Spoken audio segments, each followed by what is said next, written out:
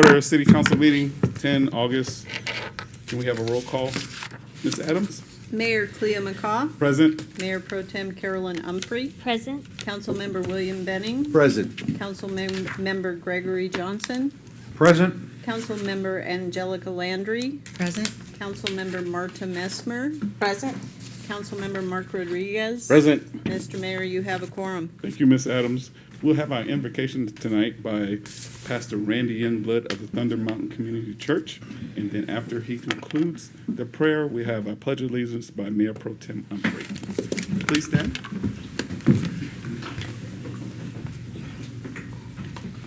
Father, thank you so much for these special people who are my friends, neighbors, and fellow servants in our community.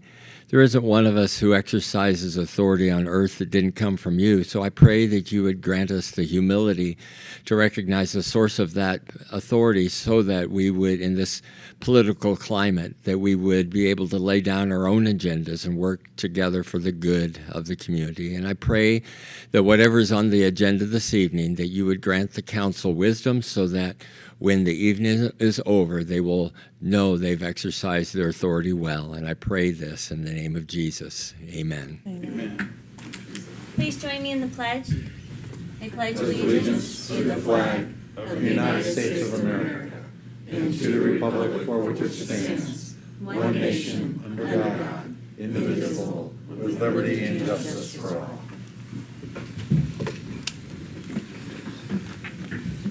Thank you, Pastor Youngblood. Thank you, Mayor Pro Tem.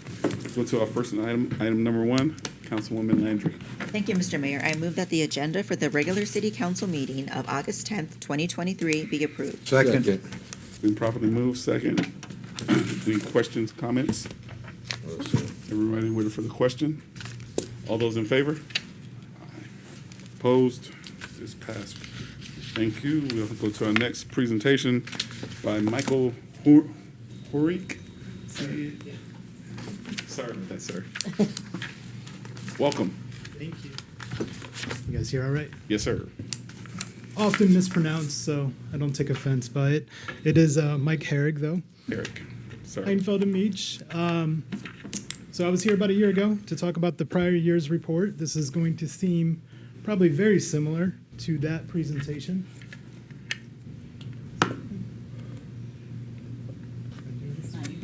You gotta put it in mode. It's not. It's not in there. Working? All right, so as a reminder, this is just a statutory requirement that started a couple years ago that we as your audit firm do present the results of the audit to you who sit on this board, on this council. Just a quick slide here on the importance of the audit. Hopefully you all feel that the audit is important. We think it's important, but you're verifying management's representations about the financial statements, that those numbers are in accordance with GAAP, the generally accepted accounting principles. That information is reported to the various stakeholders that are listed on this slide, whether it be citizens, as well as grantors, federal grantors, state grantors. A lot of these reports, especially the single audit, goes to the federal oversight so that they can see what you've done with the money and that you've spent it in the way that you've applied to spend it when you applied for these various grant awards. This slide, just going over the timeline, we did start the 22 audit about a year ago. We do on-site work in September and November, and then a significant amount of work that we do remotely. With COVID, everybody's gotten more adept at remote and electronic type auditing, and we certainly do a lot of that. So even though staff does not see us out here a lot, for the 2 weeks that we are here, there's a significant amount of work that we're doing back and forth through email. And then ultimately in the spring, you can see here in March, April, May-ish timeframe is when the report was issued or the audit was finalized. This slide highlights the various reports that we issue as part of the audit. Sometimes we just say the word audit and we throw it around. You're not really sure what it might mean. This is kind of what it means. These various reports, communication to governance, the ACFR, as well as the opinion that goes in the ACFR, the single audit report, the ELR, the HERF. I missed on this slide, I did not include, there was a management letter issued this year as well. But these are the various reports that we issue. ELR, HERF, those are kind of ancillary. They're required under state requirements. So was not going to cover those here tonight, but I will hit on the first three here just to finish this presentation. The governance communication letter, you've received it before. It is actually a professional auditing standard requirement that we issue this directly to you. This is to you. This is not to management. This is our communication to you, and it's meant to be a summary of what we saw during the audit, the things we saw, the things we did not see. Each of these bullets here is a section of that letter. There's a section that talks about accounting estimates and that your financial statements include accounting estimates. We talk about the fact that we had no difficulties in performing the audit. The bullet's a little misleading. It says difficulties, but it's actually no difficulties in performing the audit. And then also no disagreements with management in terms of financial reporting or the scope of our audit. There's a section that talks about audit adjustments, and just to be aware, if we proposed any audit adjustments, that's indicated in that section. And then at the end of the letter, we do have a section, there's several attachments on that letter, but one of them is a section that deals with fraud. It's more an awareness type thing. Just be aware of what fraud is, council's responsibility, management's responsibility, and the importance of those internal controls to detect and prevent fraud to the extent that's possible. So that's the one report there. The ACFR itself is prepared by management. We come in and we provide our audit opinion on that. You can see that was dated in May. It was a clean or unqualified audit opinion. Essentially means the numbers are reliable. There's no material misstatements in those numbers that our audit procedures would have detected or did detect. The ACFR then, I believe city staff has already submitted that to GFOA for their award program. So you should hear back from them probably later this year on whether or not the city received the award for that document. In terms of differences, not any accounting policy or procedure type differences in the financials this year, but GASB 87 was a significant difference, and it applied to everybody in the nation. It was, GASB is a governmental accounting standards board. They dictate how your financial statements are supposed to look as a government, and they issue new pronouncements. Seems like a lot recently, but 87 was one of the most recent. And what that did is it required a significant amount of time on city staff part to look at the different agreements that you have in effect that were effective during the fiscal year and determine if they fit into this new definition of what leases are under GASB standards. In the end, the effect on the city's audit, the city's financials, was that you did record a cell tower receivable, I believe. That was the ultimate effect for the city of Sierra Vista. And many governments, they took on a lot of debt because GASB 87 required you to book debt that you had no longer, or that you had not previously booked in prior years, just due to this new GASB pronouncement. So for the city, not a huge effect, but it did add a significant amount of work for the staff to research what they needed to for that new pronouncement. And then just to kind of close it out here, this is the other part of the audit that takes a lot of the audit work is the single audit report. Kind of two pieces to the single audit report. We report on the financial statements and the controls over the financial statements, and then we also report on federal compliance. So you're probably all familiar. Uniform guidance, single audit, whatever you want to call it. Whenever an entity expends over $750,000 in federal awards, you're required to do what's called a single audit, and that's what this report is focusing on. So it looks a little bit at the financials, and it looks at the federal compliance piece as well. And I've highlighted some page numbers here. These are just good when you get a chance to look at these. Page 6 is what we call the CFA. That's the Schedule of Expenditures of Federal Awards. That is the driver for the single audit. We as auditors, we're required to look at some of the more major or the more material federal programs. And I've listed here on this slide, it was community investment, which was the EMS substation, federal transit cluster, which is the Vista Transit program, and then the coronavirus state and local fiscal recovery federal money, which came from the governor's office.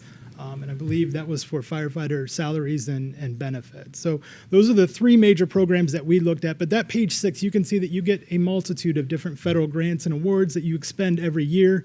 But you can see that those three were the most material for fiscal year 22, and hence that was the focus of our audit, for the federal piece of our audit. Pages 10 and 13. We have some findings noted in there. Page 10 deals with findings related to financial statement reporting. Page 13, a finding just related to some federal compliance reporting. So just be aware of those. And then as part of the single audit report, there is a requirement that management provides their response, and that's on the end of the report there, pages 15 to 18.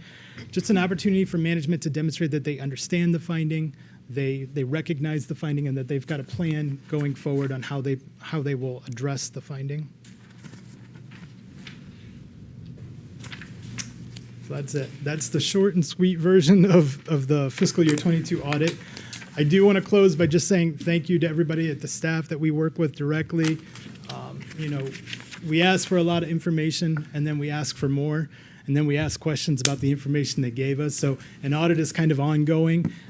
Everybody does it with a friendly face, and we certainly appreciate that. So I do need to mention that here tonight. But with that, if there are any questions, I can try to address those. If you don't think of anything or something pops up later, you have my contact information, and you can reach out to me directly. Any questions, comments? Just a comment. Yes, sir. You mentioned cell tower, but it's the communications tower EMS station. Is that what you're referring to? Well, with GASB 87, what I'm referring to is there was a cell tower. Correct me if I'm wrong. It's at the transit center. Okay, the transit center station. Got you. Different from the federal government, for the federal award that I was referring to for Vista Transit, though. Two Thank different things. Well, thank you, sir. Yep, thank you. Appreciate it. Thank you. No problem, sir. And we'll proceed to presentation by Mr. Felix on ARS 411494.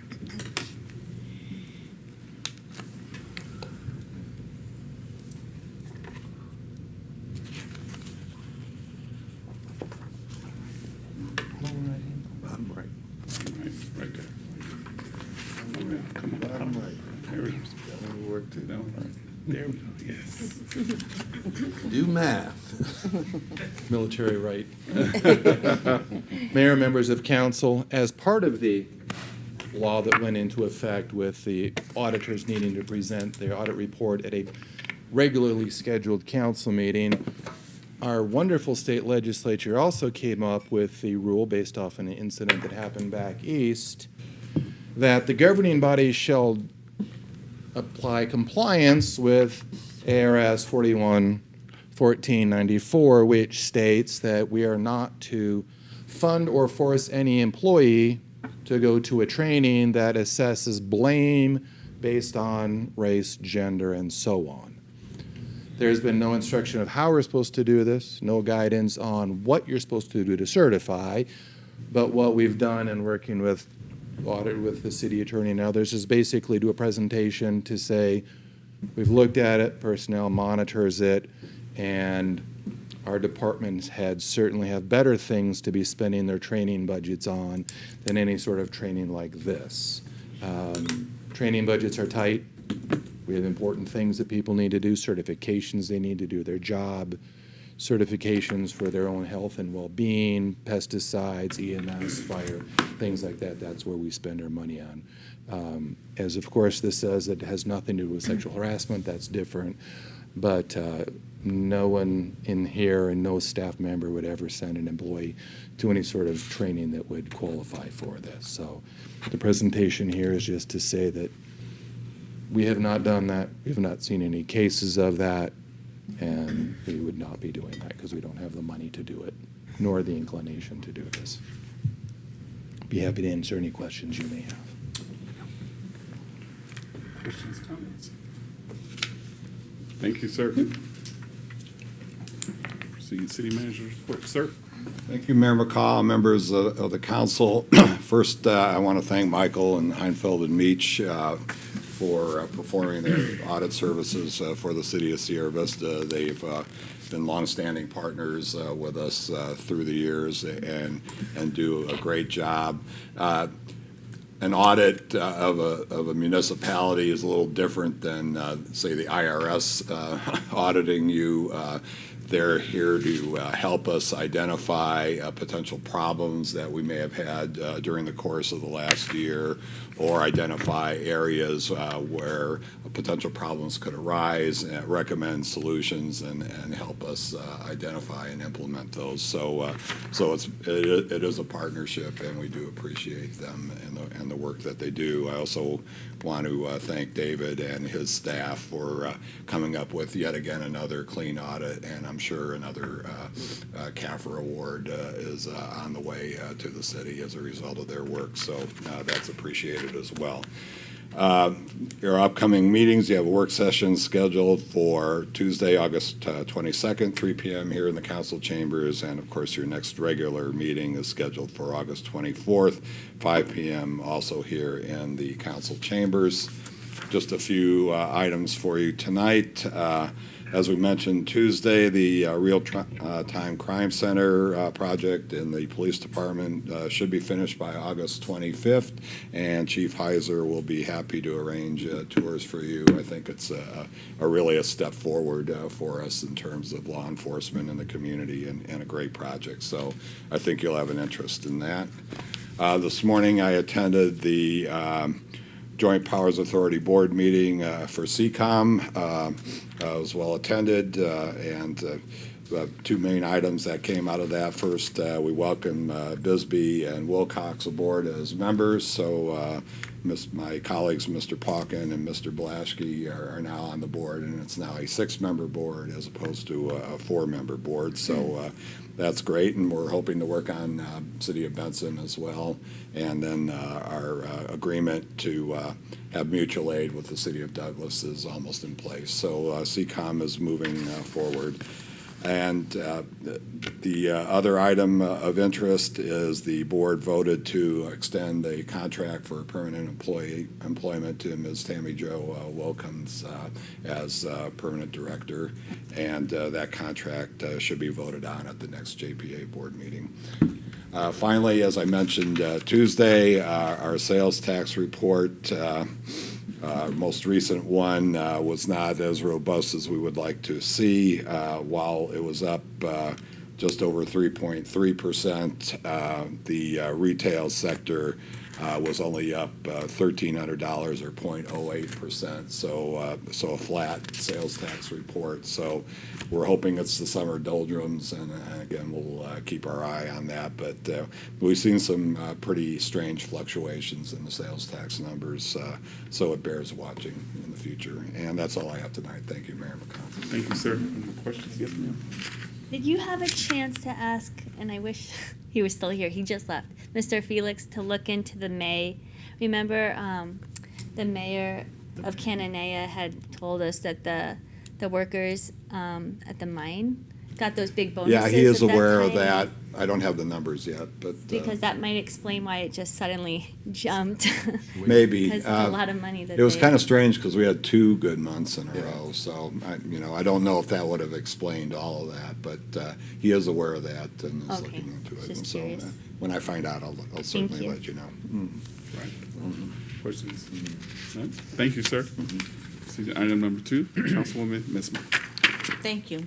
Mr. Mayor, I move that the consent agenda consisting of the special city council meeting minutes of July 25th, 2023, and the working session minutes of July 25th, 2023, and the regular city council meeting minutes of July 27th, 2023 be approved. Second.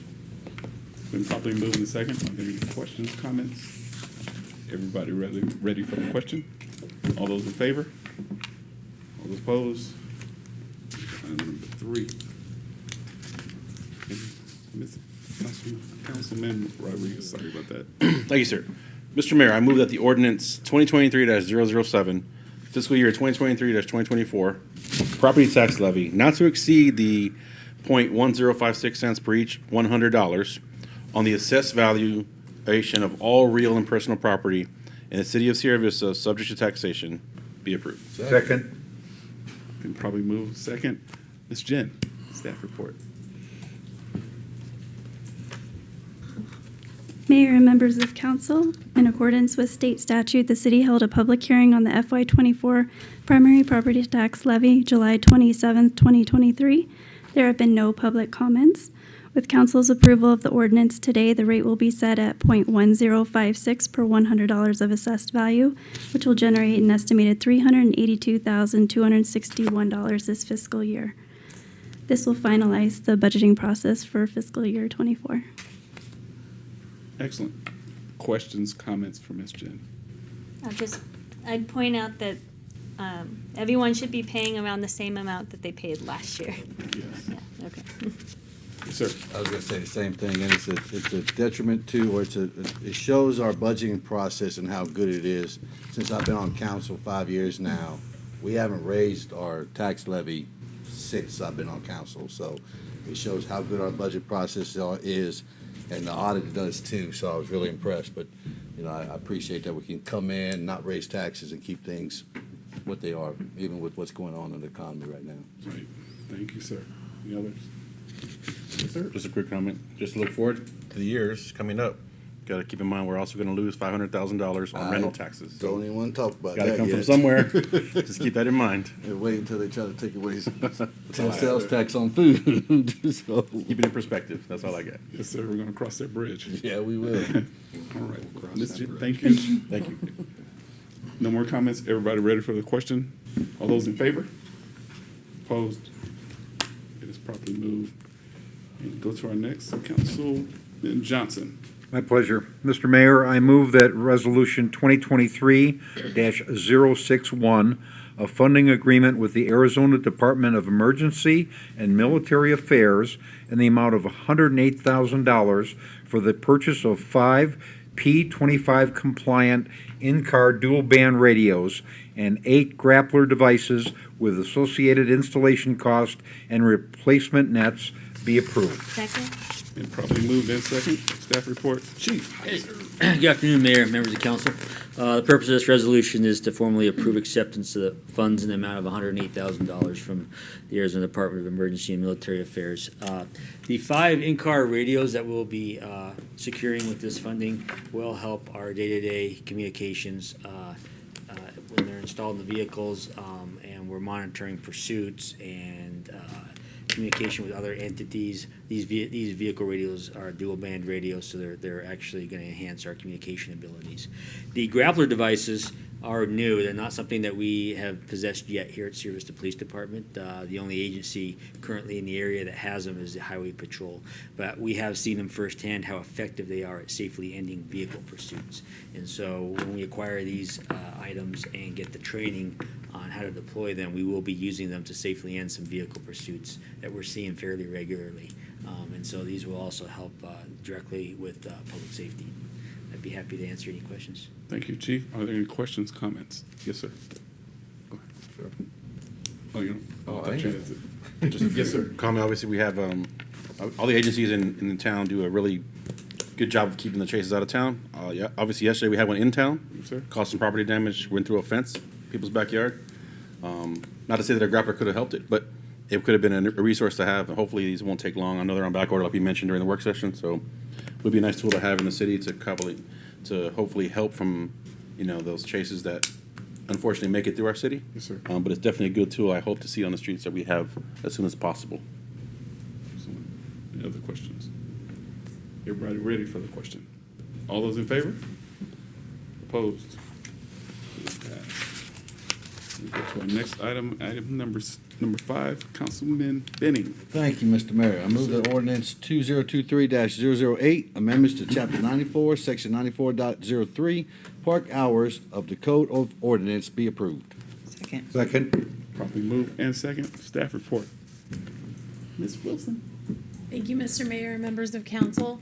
This item recommends edits to the City Code of Ordinances, Chapter 94, Section 3 for park hours. The requested edits establish the closure hours for a variety of our sports fields and parking lots. The fields and parking lots would be closed at dusk if not in use, or 1 hour after the last reservation.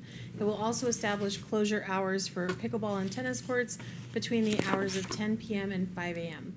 This item was presented to council originally on June 22nd, 2023, during a regular council meeting as a public hearing item. and a 30-day public comment period was established. There have been no public records, or I'm sorry, this is a public record. There have been no public comments received regarding the proposed changes to date. These edits have been reviewed by and unanimously recommended by our Parks and Recreation Commission. And that concludes my staff report, and I'd be happy to answer any questions. Thank you, ma'am. Are there any comments, questions? Everybody ready for the question? All those in favor? Opposed? It is passed. Item number 6, we'll go to Councilwoman Landry. Thank you, Mr. Mayor. I move that Resolution 2023-062, a grant from the Federal Aviation Administration in the amount of $510,000 that includes a $464,406 federal share, along with a $22,797 state match and a $22,797 local match for a master plan update be approved. Second. Been properly moved and second. Staff report, Ms. Casar. Mr. Mayor, members of council, this agenda item will accept a grant from the Federal Aviation Administration for an update to the city's airport master plan. The master plan is required to be updated every 10 years, and the last master plan and airport layout plan update was completed by the city and accepted by the FAA in April 2014. The purpose of the master plan is to provide the city with guidance for revisions to existing infrastructure and opportunities for future development at the airport. Typical elements of a master plan include an inventory of existing conditions, forecasts for future air traffic and development, facility requirements and alternatives analysis, recommended development, and a capital improvements and financial program. The master plan has a 20-year horizon. The project list is of particular interest to the city and the FAA as it identifies grant-eligible projects for the yearly Airport Improvement Program grant process. The FAA has accepted the project as eligible for AIP funding and has offered the city a planning grant in the amount of $510,000, which includes $464,406 of federal funding from the FAA, $22,797 from the Arizona Department of Transportation as a state match, and a $22,797 match from the city of Sierra Vista. This project was included in the city's fiscal year 24 budget with the potential matches. The time frame from the master plan would be about 1.5 years, and there will be multiple opportunities for stakeholder involvement during that time. I'd be happy to answer any questions. Thank you, ma'am. Are there any questions, comments? Just a comment. Okay, yes, Yeah, ma'am. I just wanted to thank everybody who has a hand in preparing, looking for the grants, preparing for the grants, applying for any and all grants, whether they are awarded or not. It's always great to see that. So thanks to everybody who had a part in that. Excellent. Yes, sir. I think these are crucial grants that we need badly at our airport. If you want to see what our airport looks like in 1985, go look at our airport right now. That's what it looks like. So we're behind the power curve. We really need to get some progress out there. So hopefully this will help soon, because we definitely need it. So we need to grow that airport. Got rid of that dirt, though. What's that? Got rid of that dirt. We're good. Yeah, we need to move on. So everybody ready for the question? All those in favor? Opposed? It is passed. Thank you. And the next item number 7, Council. Mayor Pro Tem.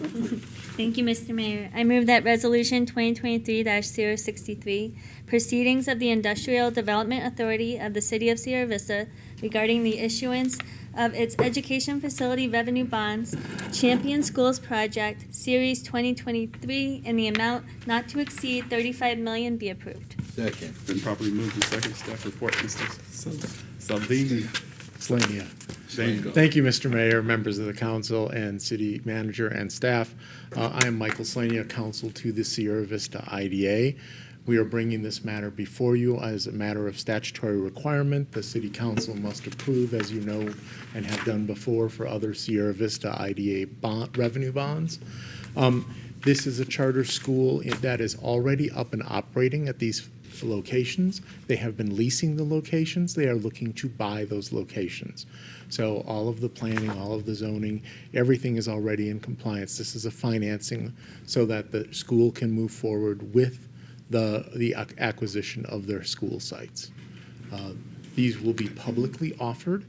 That means they will be offered by RBC Capital Markets, And there will be an offering document so that it is publicly sold as unrated bonds. They will be required to have an investor letter in compliance with federal securities law so that the buyers know what they are buying. Other than that, I'm happy to answer any questions you may have.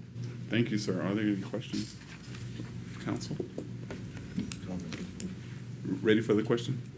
Do you want to comment? I can do the second one. Oh, Either you one. whatever you want to do. I just want to point out the president of the IDA, Dimitri's in the audience also, so I wanted to thank him and thank Mike, and that's all.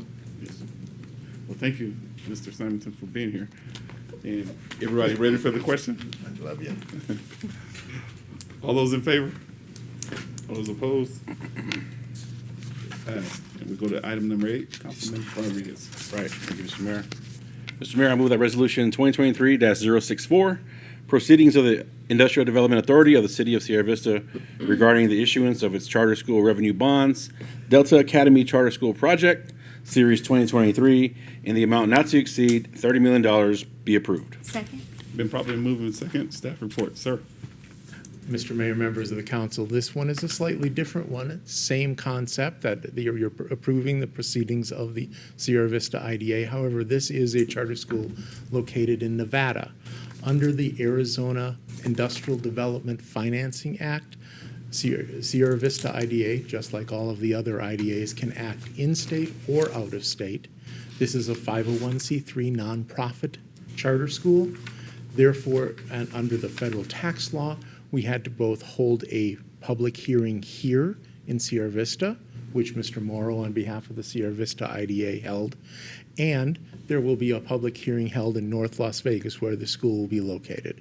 Again, this is acquisition of an existing facility.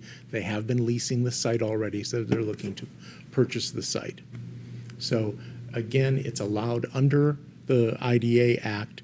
The benefit coming back to Sierra Vista is the fee that the Sierra Vista IDA will be receiving on an annual basis from the issuance of these bonds, and it will a portion of which will go, of course, to the Economic Development Fund that we've talked about previously. Yes, sir.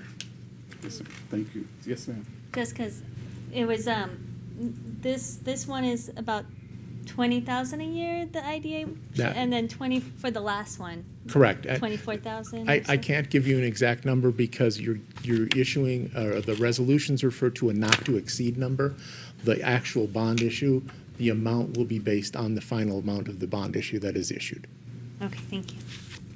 Any other comments, questions? Yes, sir. Oh, thank you for pointing that out, that what the return, what that comes back, what for the city, how that affects us locally. So thank you for clarifying that for anybody that might not understand, or that there is a benefit to it on the back end.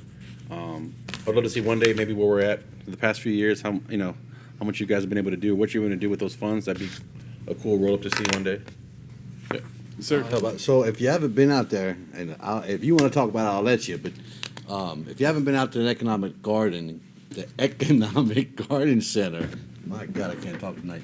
A lot of the funds are going right back to there. The council, as you know, the city, we're sponsoring 4 small businesses, incubator businesses out there. So right now, that's where all the funds are going back to. And I have to say, our IDA is one of the most active. They're going out and they're finding the bonds to issue. They're finding the people in need to bring that money back here to Sierra Vista to use it. We had and they came and talked to us. We had the U of A Technology Center come down, and the IDA is working close with them, getting involved with the Economic Garden. So the concept is used a lot in larger cities, so it's nice to see such a small town like ours, a small city like ours, using this concept and building and growing together. So I'm proud of the IDA.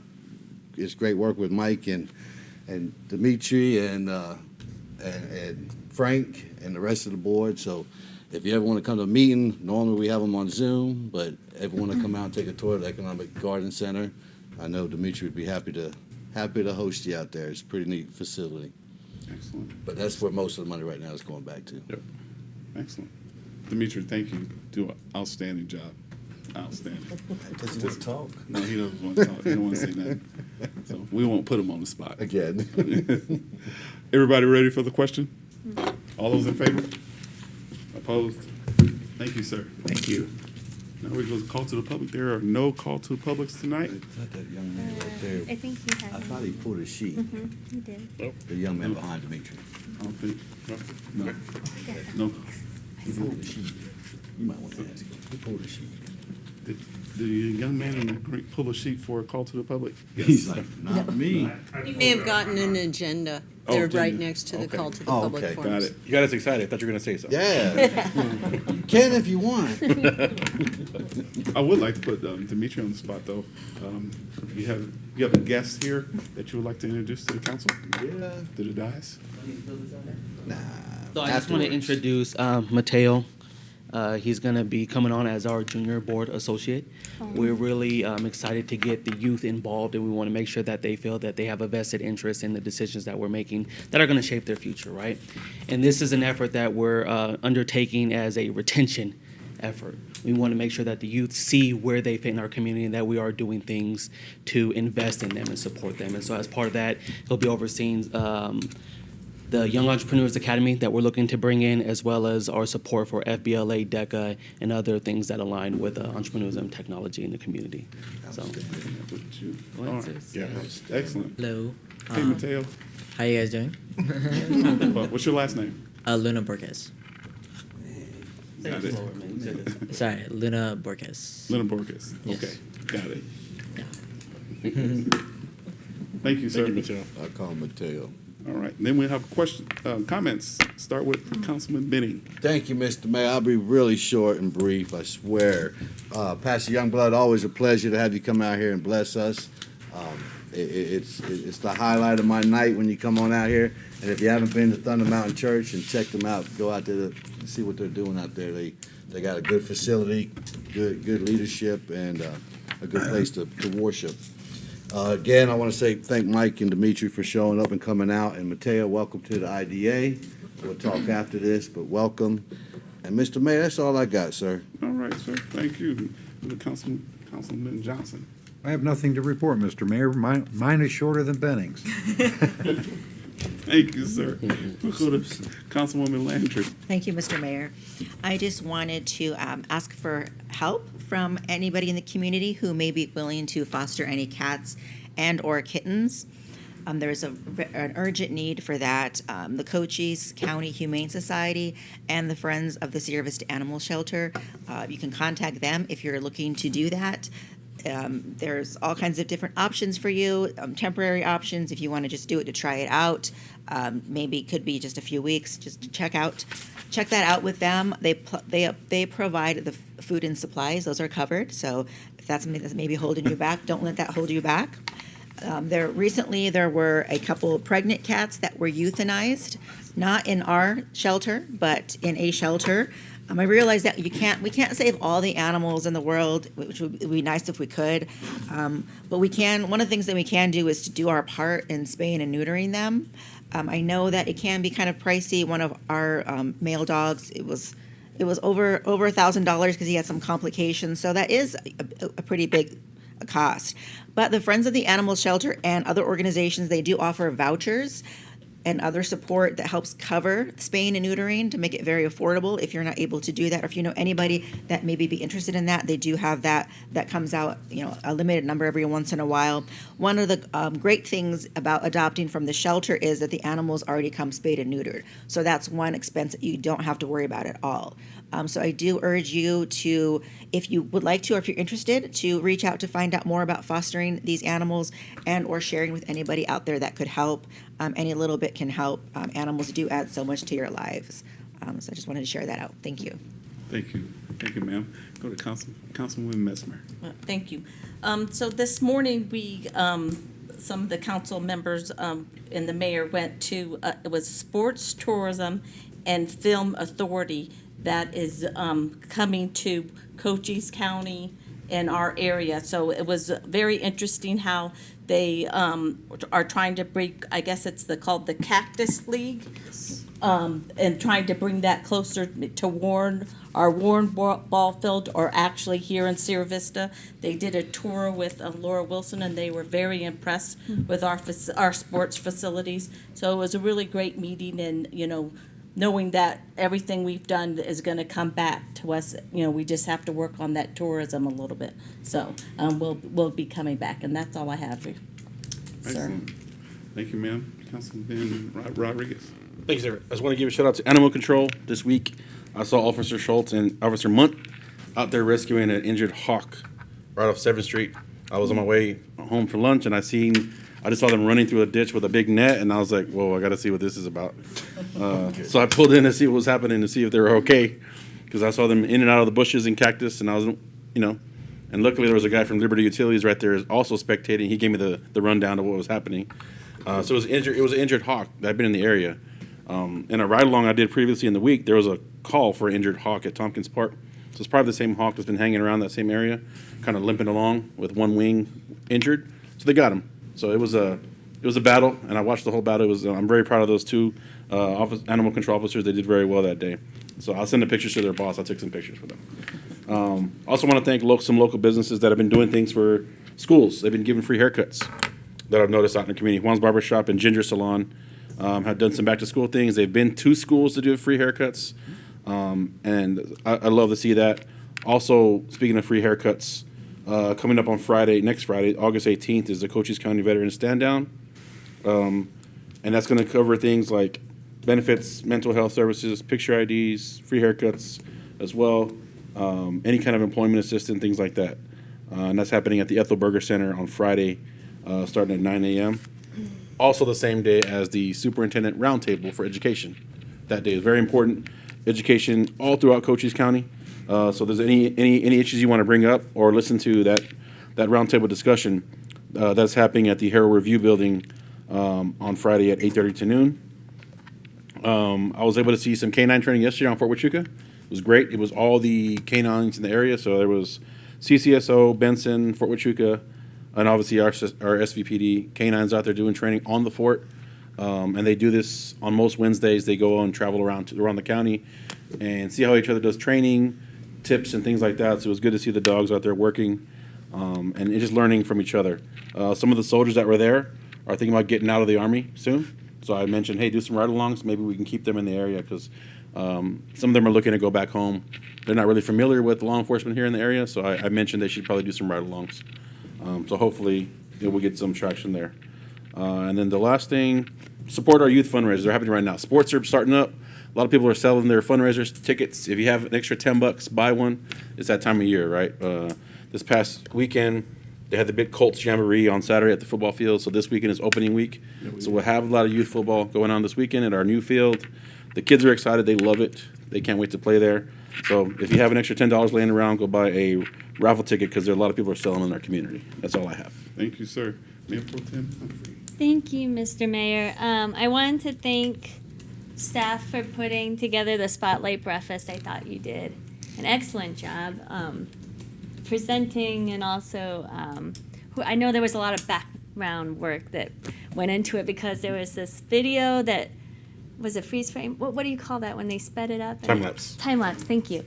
That was so cool. And then you added it online today or yesterday.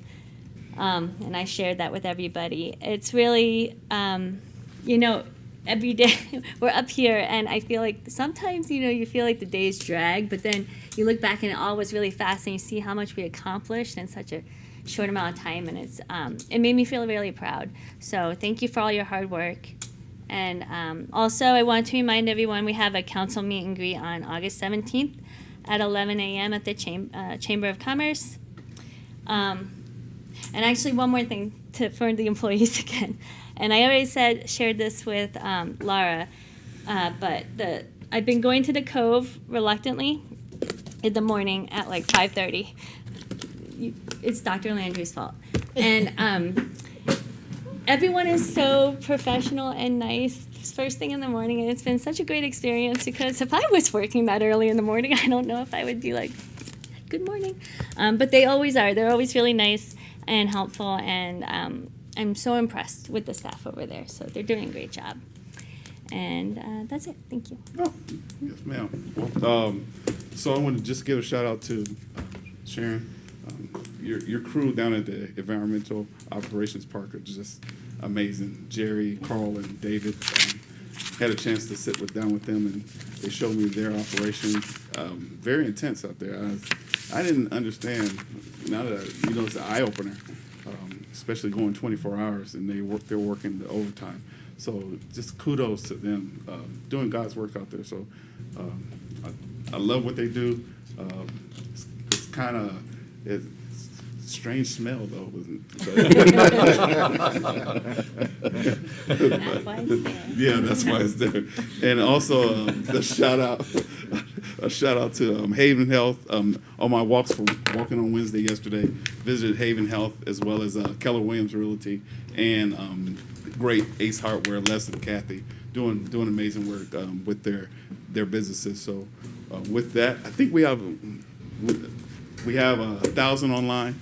So, and just want to say out to the thousands visiting YouTube. Have a great weekend. It is first day of Little League, so we're going to be out there just cheering on the Blue Coats. I think it is. Yeah. Okay, Blue Coats. With that, everyone have a great weekend. Really do.